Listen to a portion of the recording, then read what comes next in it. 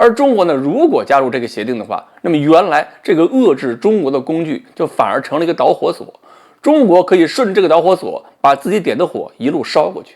就连美国在南美洲那些小伙伴可能都要在中国后面跟着一起燃起来。各位网友大家好，我是刘小飞。中国呢2020年的时候就提出过积极加入全面与进步跨太平洋伙伴关系协定，就是这个 CPTPP。 这个月16号，中国商务部部长王文涛正式呢向这个 CPTPP 保存方，就是新西兰贸易与出口增长部部长奥康纳提交了中国正式申请加入 CPTPP 的书面信函。要知道，这个 CPTPP 前身呢是美国和日本传摸着搞出来的一个 TPP。这个美国跟日本传出这么个东西来，目的是什么呢？本意就是搞一个自己发起的贸易圈子，不在中国玩，然后通过这个 TPP， 美国尝试搞一个全球贸易的新规则，重新掌握全球贸易主导权。不能够让中国在 WTO 框架下是越玩越顺，因为中国在 WTO 框架下发展的非常迅速，可能很多领域就是逐渐抢占了美国的市场，让美国的非常不舒服。问题是呢，美国要玩好这个 TPP， 首先要干的事情就是自己要先割肉，割肉喂养身边这帮小弟。所以呢，这个 TPP 在真正落实之前，美国内部就有很多反对的声音。而特朗普一上台说美国第一，凭什么我要割肉喂小弟呀？收小弟们的保护费都来不及，所以美国首先选择退出 TPP， 留下日本自己在风中凌乱去。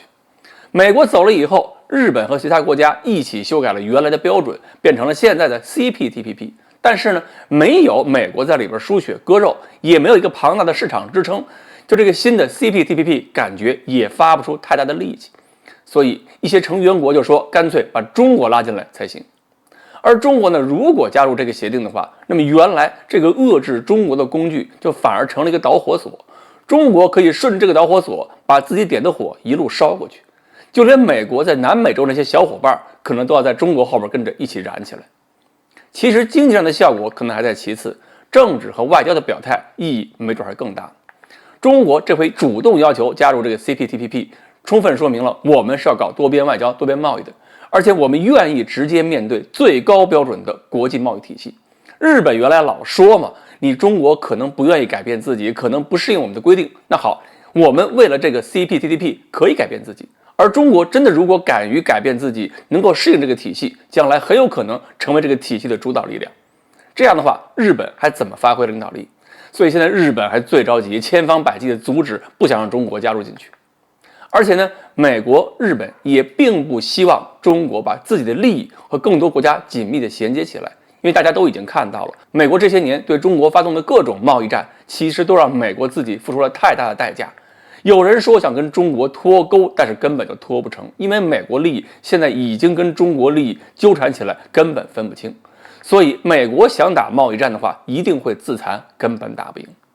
而中国如果进一步把更多国家的利益也拉进来，那么这些国家的绝大部分也不会为美国拼命。比如说欧洲人，欧盟各个国家可以在人权问题上配合美国对中国叫喊，但是经济上没有几个国家会傻到真的要放弃中国市场，除非他自己的出口贸易真的不灵。其实呢，不管是 WHO 还是 TPP， 或者美国又要搞一个什么新的规则体系，中国这个市场吸引力那都绕不过去。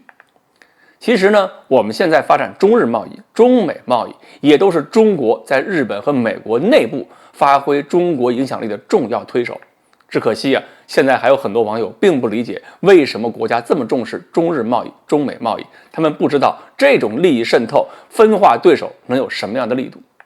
中国发展到现在，最大的威胁已经不是国外的军事压力，而是发展过程中非常容易出现的外界怀疑和孤立态度。